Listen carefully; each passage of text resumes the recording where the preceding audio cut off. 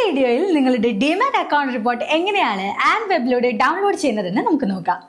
ആദ്യം നിങ്ങളുടെ and web application എടുത്ത ശേഷം ആപ്സ് ക്ലിക്ക് ചെയ്യാം.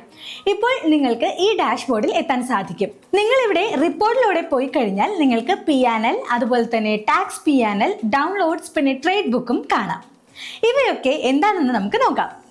P&L നിന്നും ആരംഭിക്കാം. P&L സ്റ്റേറ്റ്മെന്റ് നിങ്ങളുടെ ഡിമാറ്റ് അക്കൗണ്ടിന്റെ ഒരു റിപ്പോർട്ട് കാർഡായി കണക്കാക്കാം. നിങ്ങളൊരു ഷെയർ വിറ്റപ്പോഴും വാങ്ങിയപ്പോഴും നിങ്ങൾ എത്ര ലാഭം ഉണ്ടാക്കി, അതുപോലെ തന്നെ എത്ര നഷ്ടമുണ്ടായി, അതുപോലെ തന്നെ നിങ്ങൾ ഇനി വിൽക്കാതെ ബാക്കി വെച്ചിരിക്കുന്ന എത്ര ഷെയർസ് ആണ് നിങ്ങൾക്കുള്ളത് എന്നൊക്കെ P&L പറയും. അതുപോലെ നിങ്ങളുടെ brokerage fees, taxes, exchange charges എന്നിവ ഫിനാൻഷ്യൽ ഇയർ ബേസ് ചെയ്തോ അതുപോലെ തന്നെ നിങ്ങളുടെ ഓരോ സ്റ്റോക്കിനെ ബേസ് ചെയ്തോ പോലും വേർതിരിച്ച് കാണിക്കും.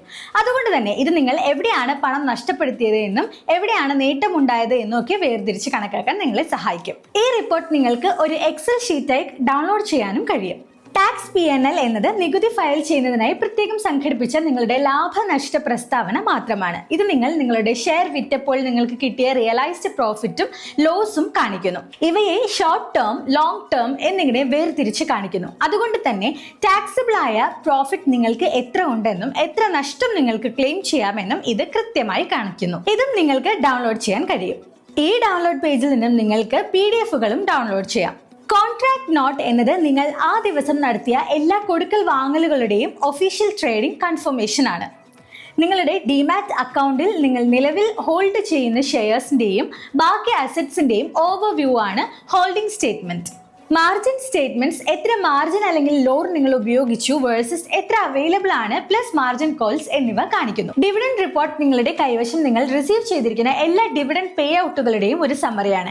ഇവിടെ നിങ്ങൾക്ക് നിങ്ങളുടെ റിപ്പോർട്ട് ഡേറ്റ് അല്ലെങ്കിൽ ഡേറ്റ് റേഞ്ച് അനുസരിച്ച് തിരഞ്ഞെടുത്ത് ഡൗൺലോഡ് ചെയ്യാം. ഈ പാസ്വേഡ് പ്രൊട്ടക്ട് PDF-ന്റെ പാസ്വേഡ് നിങ്ങളുടെ പാൻ നമ്പർ ആയിരിക്കും. ഇനി നമുക്ക് ട്രേഡ് ബുക്ക് പേജ് നോക്കാം. ഈ പേജ് ബേസിക്കലി നിങ്ങളുടെ ട്രേഡിംഗ് ആക്ടിവിറ്റി ഓവർവ്യൂ ആണ്. ഇവിടെ നിങ്ങൾ തിരഞ്ഞെടുക്കാൻ ആഗ്രഹിക്കുന്ന മാർക്കറ്റ് നോക്കാം. ഉദാഹരണത്തിന് ഇക്വിറ്റി തിരഞ്ഞെടുത്ത് ഡേറ്റ് റേഞ്ച് കൊടുക്കുക. അപ്പോൾ ഇത് നിങ്ങളുടെ തിരക്കേറിയതും അല്ലാത്തതുമായ ട്രേഡിംഗ് ദിനങ്ങൾ ഹൈലൈറ്റ് ചെയ്ത് കാണിക്കും. അതുപോലെ നിങ്ങൾ എത്ര സ്റ്റോക്കുകൾ ട്രേഡ് ചെയ്തു, എത്ര ബൈ വേഴ്സസ് സെൽ ഓർഡറുകൾ നിങ്ങൾ പ്ലേസ് ചെയ്തു, എത്ര രൂപ ചെലവഴിച്ചു വേഴ്സസ് എത്ര ലഭിച്ചു എന്നെല്ലാം കാണാനാവും. ഇത് നിങ്ങളുടെ ട്രേഡിംഗ് പാറ്റേൺസും വോള്യവും റിവ്യൂ ചെയ്യാനും സഹായിക്കും.